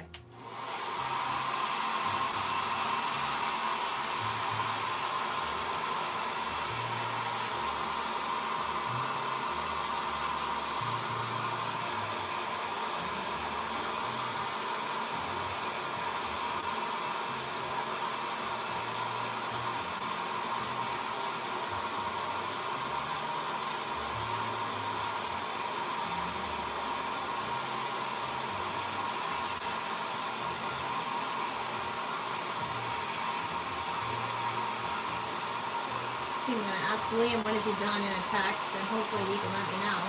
But then again, am I going to be that disappointed if I don't make it to the game night? No, I'm not going to be all that disappointed. Let's be honest. If it comes between working on painting and going to a game night, I'm going to want to go to the, I'm going to want to do the painting. I'm not going to want to go to the game night. That is definitely not. You know, since we did this one and we did this one, we'll do this one just to get it out of the way and like scratch it off our list, you know?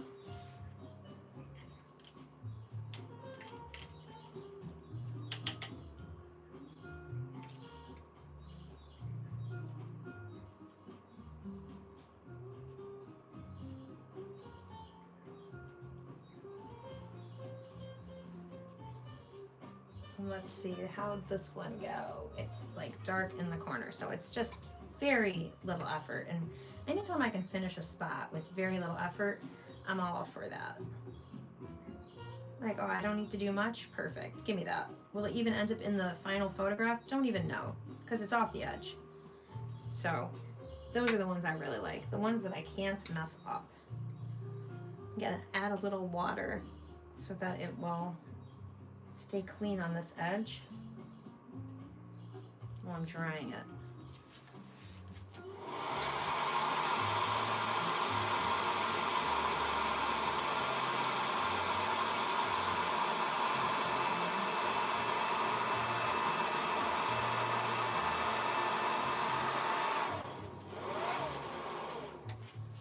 All right, back over here because I see something that bugs me. I don't like it.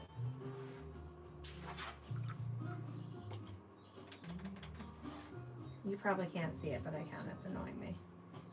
I'm just gonna give it a little, there we go. It's coming along. It's a slow little process to get like one little section filled out at a time, but I got these two along here. So it's possible I could get, like come in around the bottom like this maybe. Whoops. Let's check out this one. Kind of like a hard edge almost, like right here.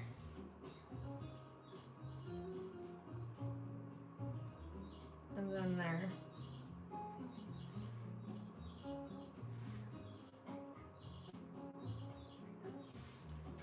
I did such a good job on the original, on the first coat, that it's interesting. I don't have to really work all that hard to make this happen. I did most of the work in the underpainting. I don't want my paint to dry up, so I'm gonna give them a little bath here. It's 5:16. I haven't heard from William yet, so I don't know what's going on with that. At some point, I'm gonna get tired and not want to keep going though. Let's see where I'm at. 99 minutes and 55 seconds, so 100 minutes gives me what? An hour. It's not an hour and a half. It's a little over an hour and a half. Okay. If I go for 20 more minutes, then I can have a little time to get ready if he gets home in time to take us. And then if he doesn't get home in time to take us, darn, right? Darn. What are you gonna do? We signed up. Oh well, couldn't make it.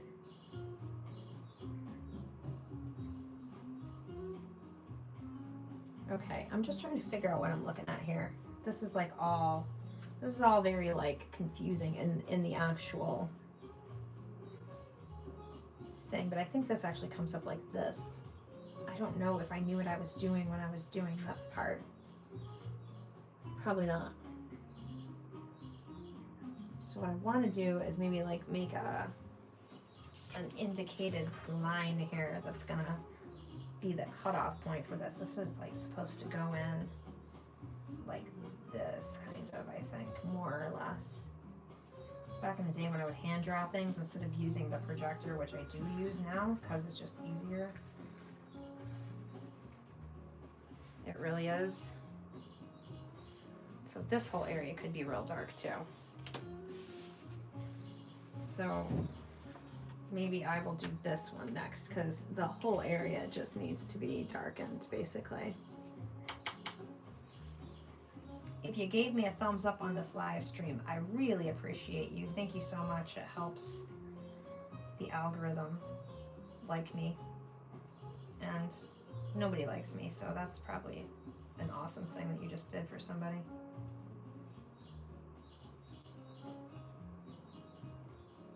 People like me at first, then they find out I'm a moody artist with ADHD, and they're like, whoa, you're a little bit much. And I'm like, I know. It's fine. That's what everybody says. It's fine. I'm used to it. I'm used to hearing that. So I just want to get this area covered with water so I can just drop my purple into it. And I don't want to disturb that color underneath as best as possible. So I do load up my brush with water, so when I'm complaining about dripping water everywhere, it's because my brush is always loaded with as much water as it can carry.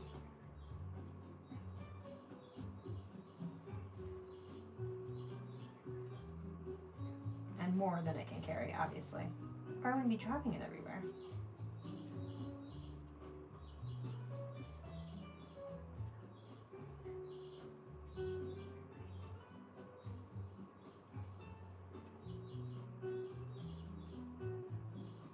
A little bit more water. Can't have too much of a good thing for sure, right?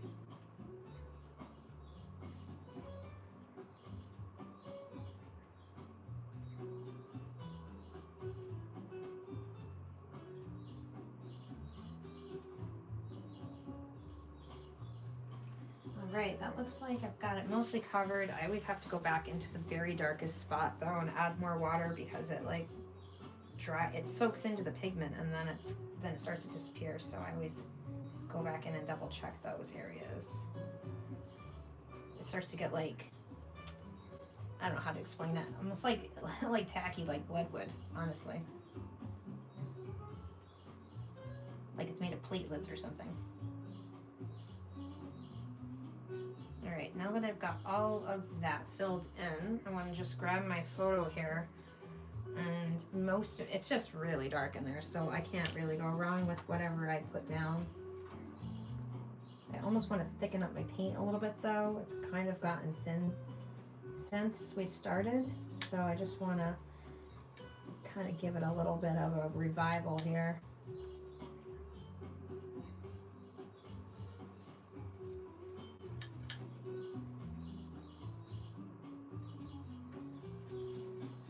I have just a tiny touch of yellow in there, like the littlest amount, which I wasn't even sure was a good idea, but that's what we're doing.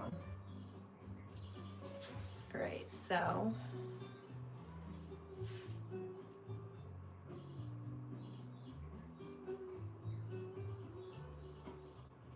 now to go in and add in all this real dark color.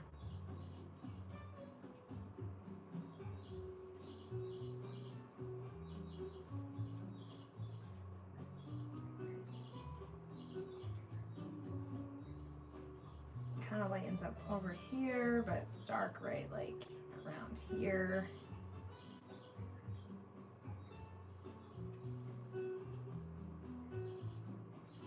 Then it's really dark, like in here.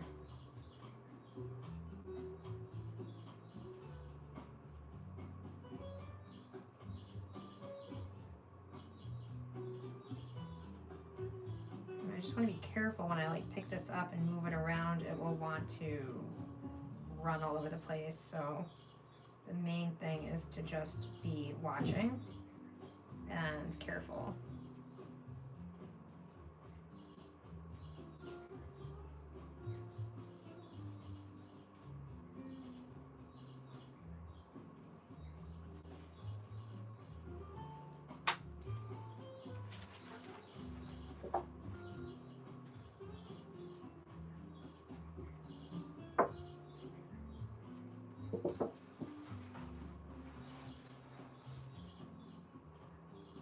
I'm just like looking at all the little points where paint could pool or water could run. I'm trying to anyways.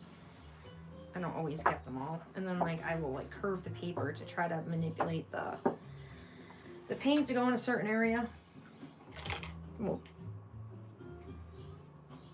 Almost put the brush out of the water on myself.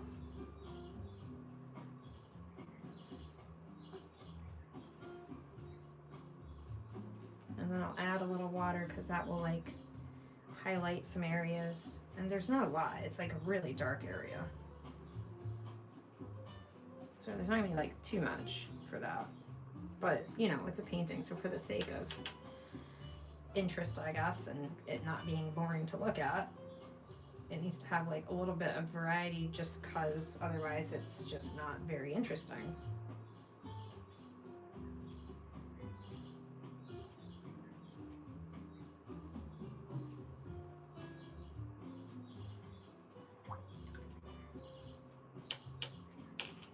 I'm gonna add a tiny bit more down here where it's really dark. Try to get it to be as heavy-handed as it can. All right, not bad.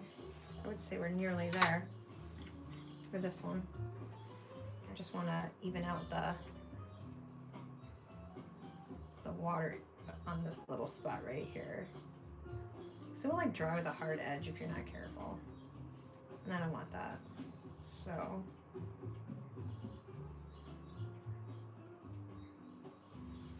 all right, let's dry that. It looks pretty good, I guess.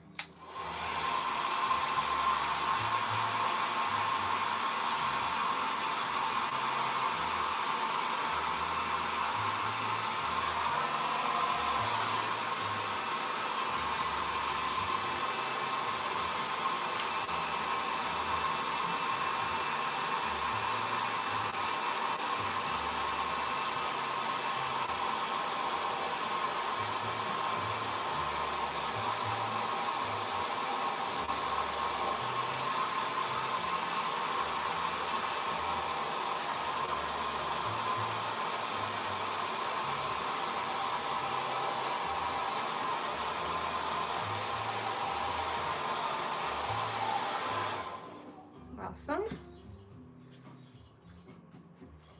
I can probably come back up this way.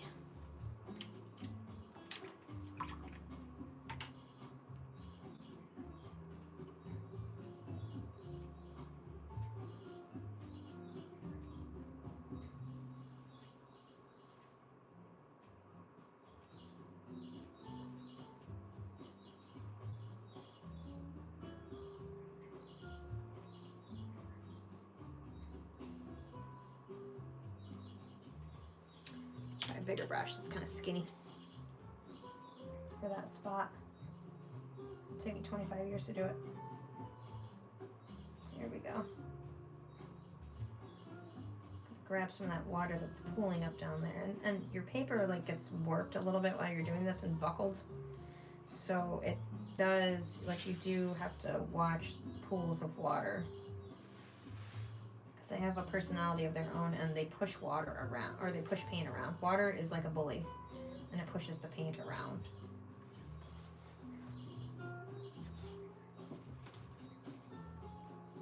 You wouldn't think so. People wouldn't think about that when you're painting watercolors. You wouldn't think that the water is the bully, but it is the bully actually.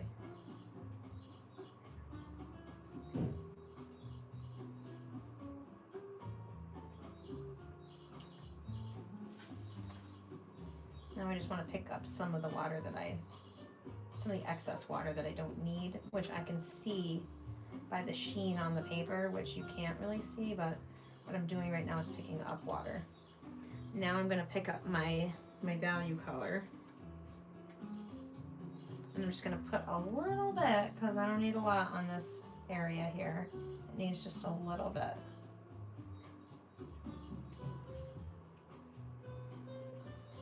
And then there's a little bit down here.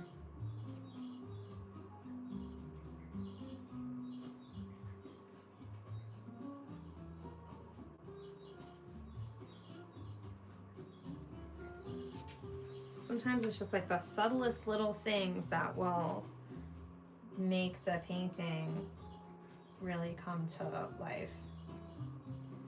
Just very subtle little details, like where the value is hitting and such. So I try to really think about that, pay attention to it.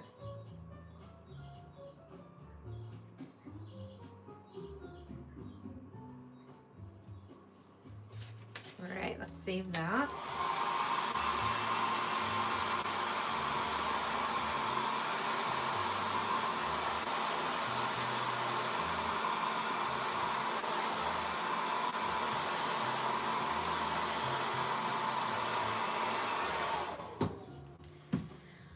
Not bad, not bad. I'm gonna glance at the time one more time. See where we're at. 100, and I'll be home by 6, he says. Okay, it's 5:29. I don't know if I'll want to go all the way up through 6, just because if we're supposed to leave soon thereafter. But I will do another petal or two just cause I can.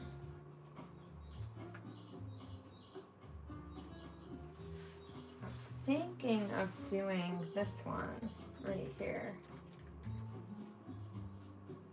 I'm a little nervous. I don't want to wreck it. It's like so perfect, and I'm afraid I'm going to lose all that cool stuff that's going on with it. So I don't know. I'm not sure. I'm not feeling all of the bravery that I want to be feeling now.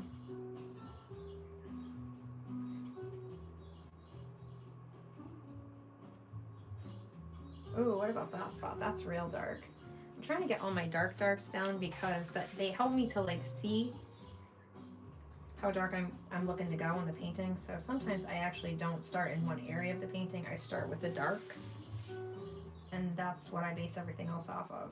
So that being said, I'm gonna do this area here. So the next time I come back to this, hopefully tomorrow, even if it is a 5 Arts Friday, I still want to try to live stream a little bit of painting each and every day. I'm not good about doing that. So the goal is when I come back to this tomorrow, that the values will be really strong, and I'll be able to gauge the rest of the painting a little better.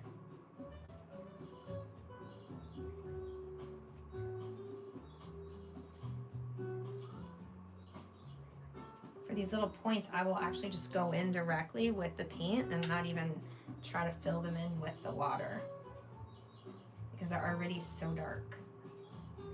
And that way I don't have to try to squeeze more stuff into those spaces, because they're already gonna just be dark. And this is just real dark in there, kind of across the board. So I'm gonna grab my teeny tiny brush, and I'm gonna actually just put the paint directly onto the dry paper in that spot right there and let it bleed into those other areas. I gotta take off my glasses or I won't see what I'm doing. So I gotta get my head in here a little bit. I guess I can't have terrible hair if I'm putting my head into the screen like this.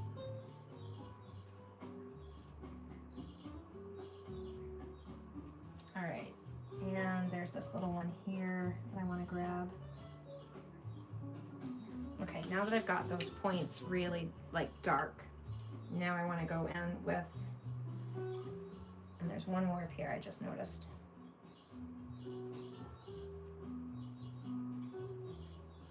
Now I want to go in with this fatter brush, my value color.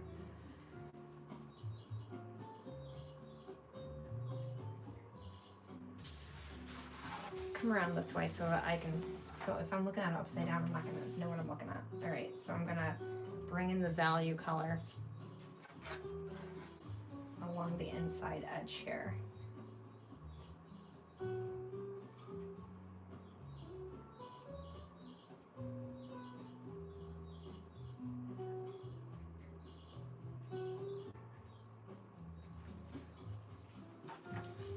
Something about that part doesn't look right to me, so hang on.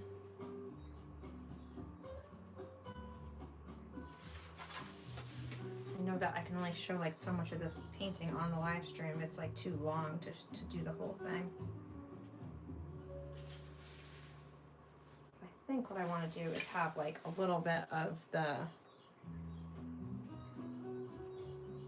dark color down here. So let's do that.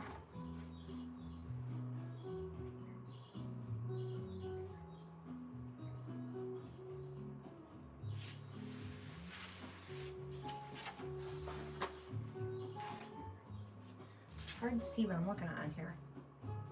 It's just so dark.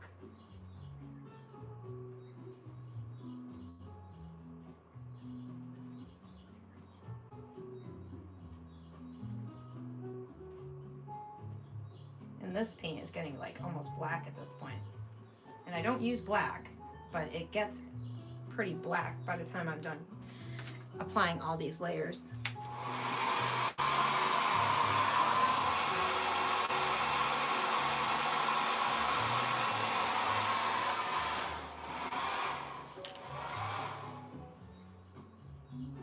I'm gonna add a little water in here because I just think it's a little flat, so I just want to like lift up some of this color right here.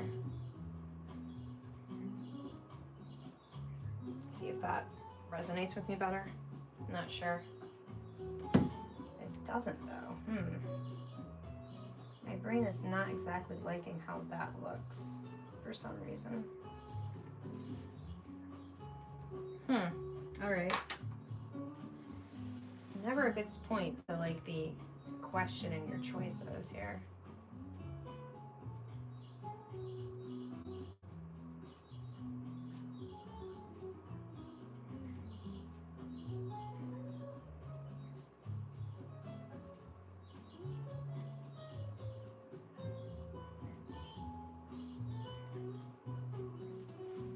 There we go, it's a little better.